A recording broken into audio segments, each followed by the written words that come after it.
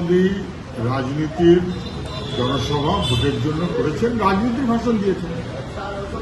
ওকে বলতে হবে যে উনি ছাড়া বাকি সবাই খারাপ।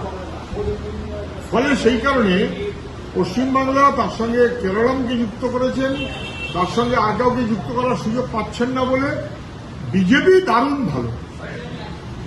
পশ্চিমবাংলা খুব খারাপ, এ নিয়ে কোনো সন্দেহ নেই, কিন্তু পশ্চিমবাংলা খুব খারাপ হলেও ত্রিপুরা তার চেয়ে ভালো, এটা কে বলল?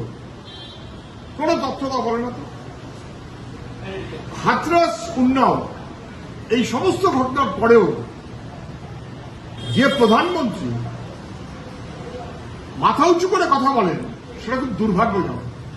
ব্রিজভূষণ কাণ্ডের দায় ঘাড়ে নিয়ে যিনি বসে থাকেন, আইনশৃঙ্খলা সহ নীতি মূল্যবোধ তার কাছে আশা করার কোনো কারণ আছে কি?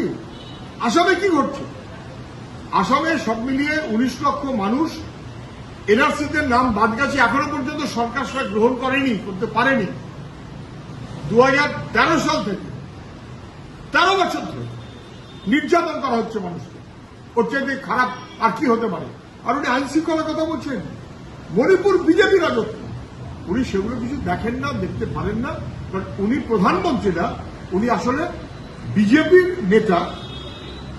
ফলে এই সমস্ত ইলেকটোরাল বন্ডের টাকা পাওয়ার শরীর, ফলে একেবারে আপকি বাট ট্রাম্প কি সরকার বলে সাম্রাজ্যবাদকে সাহায্য করে আমার দেশের মানুষকে বিপদ ঘটানোর কারবারি। সেই কারণে উনি কেরালা বলেন, পশ্চিমবাংলা বলেন, আরো কিছু কিছু বলেন, কিন্তু মণিপুর ওনার চোখের মধ্যে আসে না।